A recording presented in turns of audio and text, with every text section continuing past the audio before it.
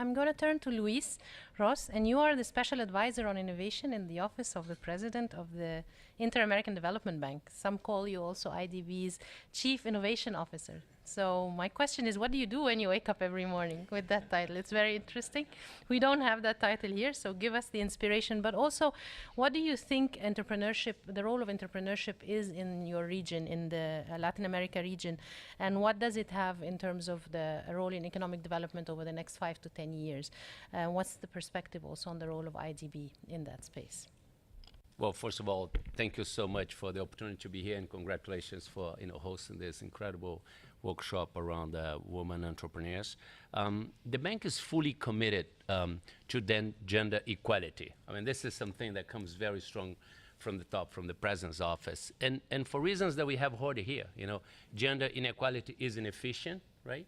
You do not allow to unleash the full potential of public and private work in the region. But more important, because you also want to change the face of success in Latin America, right? I mean, we look at success and we all see males facing that. We want to really mix that and bring that example. So in that sense, when you look at what we have advanced in terms of Latin America, in terms of closing the gender gap on education at all levels, is significant. And that creates a good basis for the world that we are entering now, which is technology-driven and does require a talent that is well-trained. And we talked about training and the importance of training women entrepreneurs. So in that sense, Latin America is well-positioned to take full advantage of that digital revolution, particularly in the space of STEM. Right? And so in that context, we've been working and we set up a couple programs to support women entrepreneurs. And I'll talk about just 3 of them because actually we heard the diagnostic that is global, but is also very true. I mean, the women don't have less access to capital, right? I mean, they are in sectors that grows less, food and beverage and manufacturing, and male entrepreneurs are in the internet, in software and all this. So we've seen this across the board. The question is that how an institution like the IDB can use the tools that we have to support that, right? So we did 3 things that I think it's incredible. First of all, we created a program called Demand Solutions. Demand Solutions, the intention was to identify entrepreneurs who are tackling some of the most pressing issues for Latin America: health, education, transport, mobility, etc.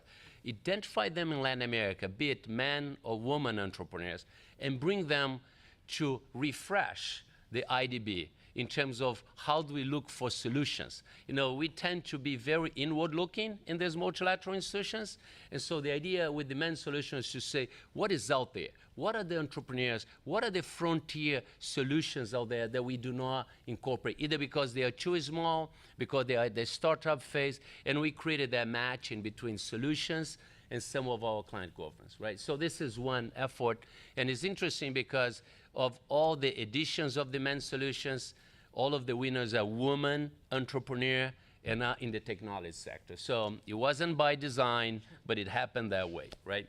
The second effort that we did, which I think it's incredible because it addressed one of the most difficult challenges for small and medium entrepreneurs in Latin America across the board, is to procure from government, right? And so how do you participate actively in government procurement or trade opportunities? So even exporting to a neighboring country in Latin America is very hard to understand the legislation, the regulation, all the rules. So we created a platform that we call Connect Americas to Women, woman-owned business. And so what we do there is really to offer them training in several areas, but more important, we plug with Google, Amazon, DHL, all these big players who procure also their products and solutions there. And so we taking advantage of the innovation world that we live in and the digital platforms, and created a very powerful platform that actually can serve all this. And the third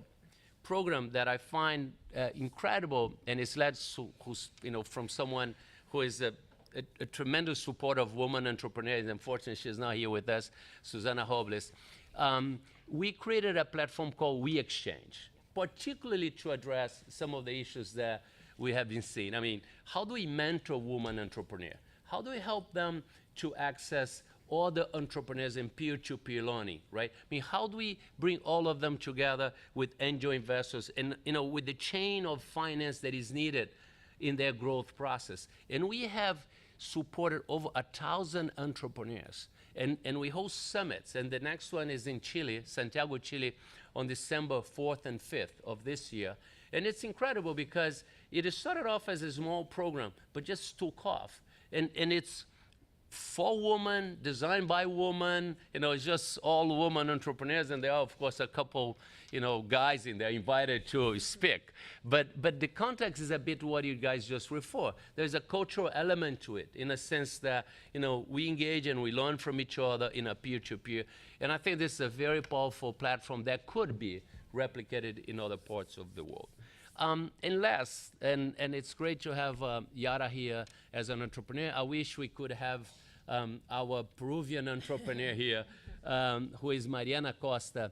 And she runs a program called, actually she's a social entrepreneur. And recently, I mean, not so recently, but Obama brought her here to have a panel with Mark Zuckerberg and some other entrepreneurs. So she was awarded globally for the work she's been doing. And she's basically looking at young women from low-income background and train them on coding. So look at that. She's looking at, women at low-income, backgrounds and take them all the way to the markets where you just referred to. They are most profitable, which is the technology ones, and teaching coding. And we're supporting them with just $1 million that went so long in terms of impacting this.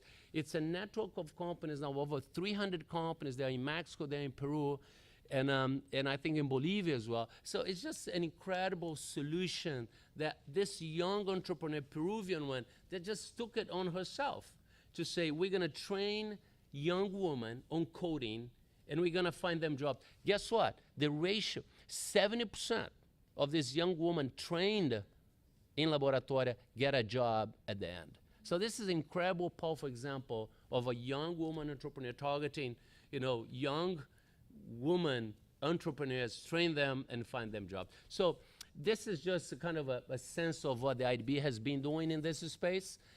We are very excited about it. And as I say, as we move in the digital revolution, as we enter this new space, having an educated basis of young women in Latin America is a huge asset for us to take full advantage of that transformation in the region. So thank you very much.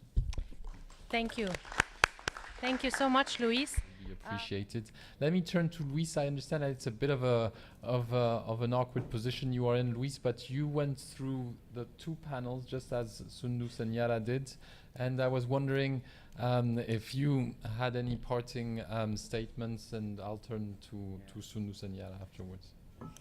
Listen, well, first of all, thank you so much for this opportunity. And it's funny because we are just next door at the Inter-American Development Bank, and you see these things happening in here. And we have to work much closer. And when Elaine was referring to S-Factor in Chile, the Startup Chile, what I've seen in Startup Chile is something that we have to do more. We have Colombian companies, women entrepreneur from Colombia, being accelerated in a Startup Chile. And so when we have to begin to think about how to use better our platforms and our resource, because it doesn't make any sense for doing Chilean for Chilean, Colombia for Colombians, and Brazilians for Brazilians. And I think that when we think from a regional point of view, replicating programs that are successful, it doesn't make much sense. I mean, we can take the entrepreneurs there. And I think it's very powerful in that sense. So, I mean, first of all, congratulations. Thank you for this incredible afternoon. Very enriching. I mean, a topic that all of us are very passionate about. A topic that it will only continue to grow, particularly, as I said, in a context of digital economy, of platforms of learning and deep transformation technology. I do see women coming out of that as a winner. And I think that the education is a key element to take full advantage of it. But I do feel that we have to work much closer. So I appreciated the invitation to come over and to participate in this great afternoon. So thank you very much. Thank you, Luis, and thank you for staying.